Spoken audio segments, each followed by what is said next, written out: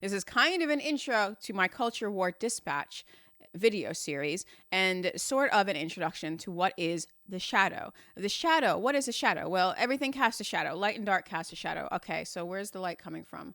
The light's coming from there, so the shadow is on my other hand here. So that's literally a shadow. We cast a shadow. A human casts a shadow. Light and dark. It's the nature of drawing. Otherwise, you would just have a gray board. You need lines. You need light and dark for there to be any kind of image whatsoever. I know this because I'm an artist who does not do enough art. I used to do a lot more art, but I no longer do because what's the point? There's cameras now. I very much long for a day where we could go back and I could actually make a living off of my art because I can draw a pretty good likeness of a person. I will put a likeness of the person on the screen right now, and you will see that this looks like a person. Okay, cool. Now, if there was no use of light and dark, that would just look like a gray blob. There would be nothing. Without the shadow, there is nothing. Without light and dark, there is nothing. And everything has a shadow. Everything has duality to it. Peace has a shadow. Peace. The shadow of peace is domestication. So there is literally a shadow. There is a physical shadow, and we all cast shadows, and we can see our shadow. Most of our shadow we can see. And in this way, it is with our minds. We can mostly see our shadow. There's Carl Jung. This one is assembled by Joseph Campbell. So he introduced the concept of the shadow. He was a therapist, a psychotherapist. He studied under Freud, and he was also sort of a shaman. Jung was a shaman, a Western shaman. Now, I discussed this on the CP podcast. I hope you were watching the CP podcast. We discussed this concept of Wetiko.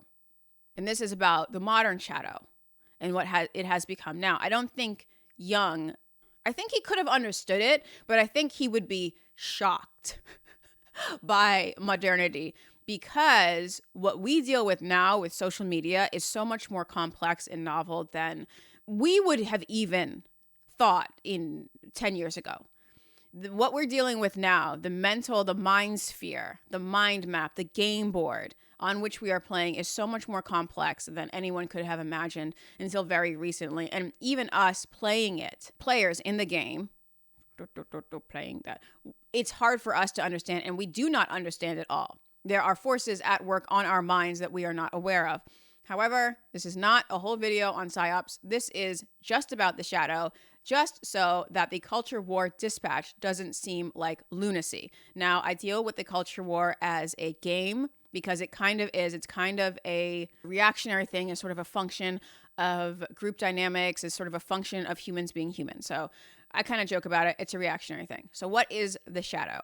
Okay, the shadow is our darkest nature. Is it our animalistic nature? Is it our more regressive nature? Jung seems to think so. I will read briefly from the portable Jung of what he has to say of the shadow. The shadow is a moral problem that challenges the whole ego personality, for no one can become conscious of the shadow without considerable moral effort. To become conscious of it involves recognizing the dark aspects of the personality at present and real.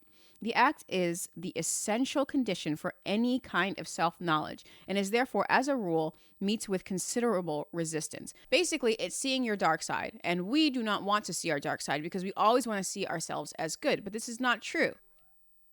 But this is not true because we are not all good. We're just like this picture. If we were all good, we would be nothing. There would be nothing to us.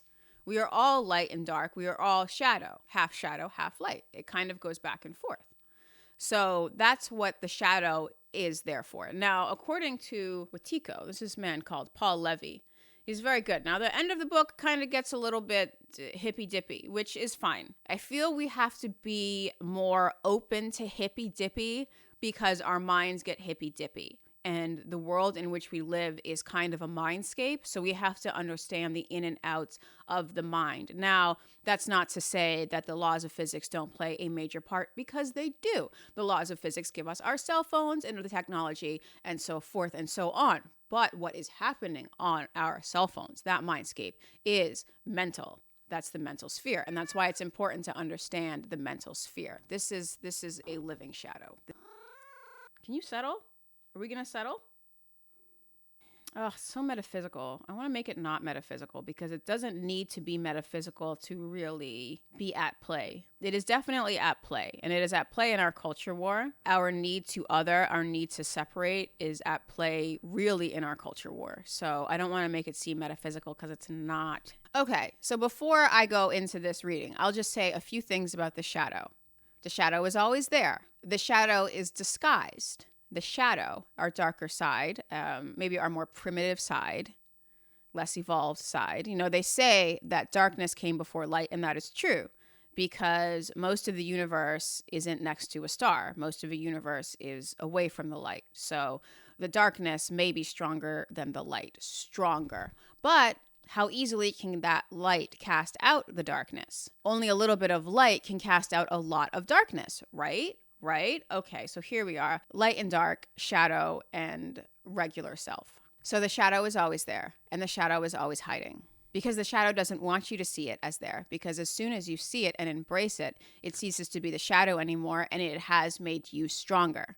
That's important to note about the shadow. Okay, so Paul Levy says, this darker force, by whatever name we call it, can directly communicate with the mind, hiding under the cover of light. It can insert a lie into a person's mind, and if the person's faculty of discernment is sufficiently disabled, they can believe the lie to be true.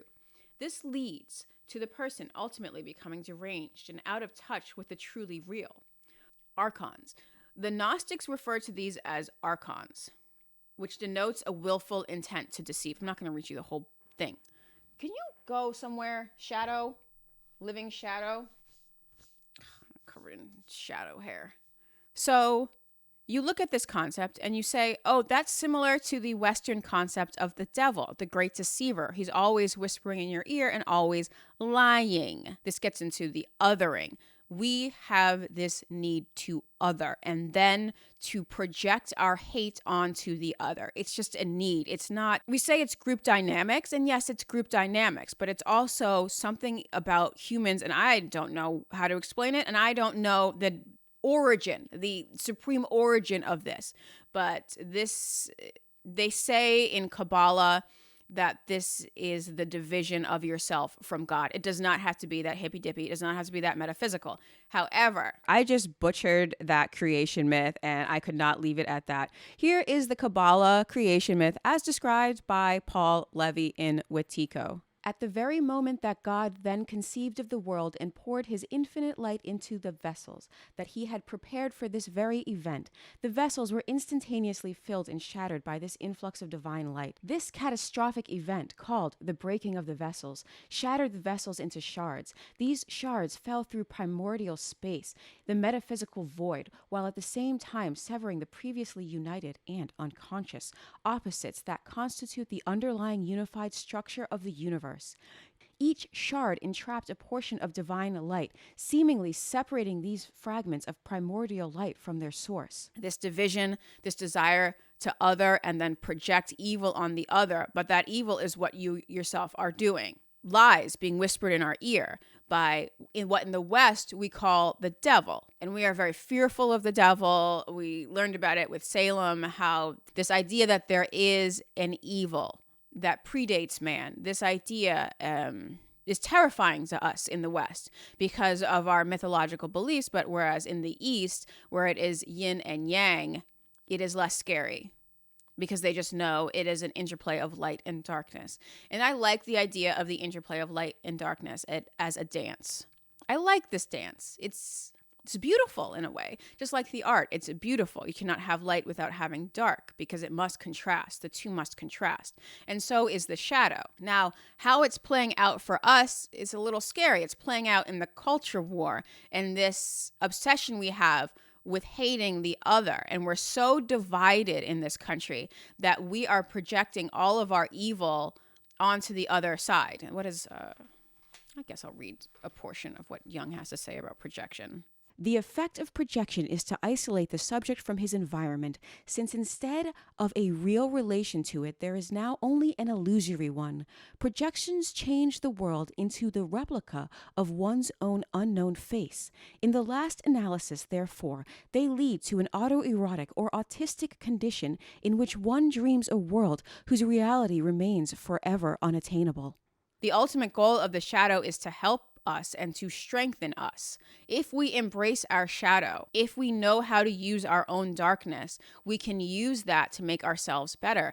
Know thyself. Know your shadow. The real game is not between you and other. The ultimate game is between you and yourself, and the ultimate game is between you and your shadow. And the culture war, the culture war in particular, the culture war is able to use these shadow forces to turn each and every topic against the other side, our perceived enemy, the perceived other, which is the red team or the blue team. And that's how it's coming to us. Now, keep in mind, the West has on many occasions used divisions within society to pit one side against the other. So there's some of that going on right now. That's part of the psyops we go into. And all is based on other, and it's not all the whole story. So part of the psyops is using these divisions within society and exploiting these divisions.